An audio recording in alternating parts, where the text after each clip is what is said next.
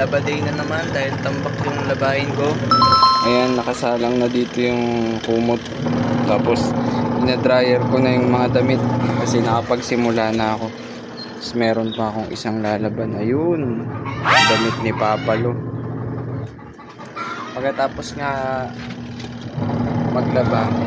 ko maglaba, mangunguha na naman tayo ng gayay dahil may order sa atin si Mama Ipin.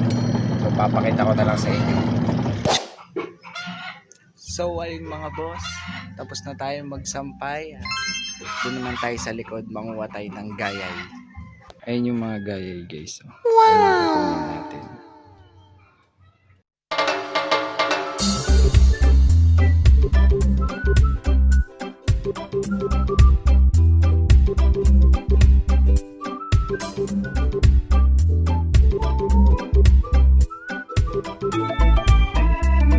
So ayun guys, ito na yung nakuha ko ngayon.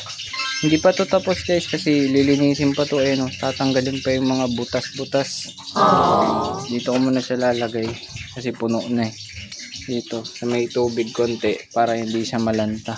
Kasi aayusin pa to ng asawa ko, lilinisin pa yun. Tatanggalin yung mga butas-butas. Sa mga caterpillar kasi yan guys eh. Yan. Tapos pag natanggal na yan, pwede nang itali. Yun. Para mabenta. Ang benta pala namin nito guys ng gayay pati nung kangkong, 3 tali 20 pesos. Wow. Yan. Guys, yan natin lalagay para pag tapos na pag nalinis na itatali na. Tapos mamaya deliver. Luto muna yung asawa ko, ayun. Luto muna siya. Ako, mag-i-stock muna ako dito para pagtapos niya magluto, tuloy-tuloy na kami.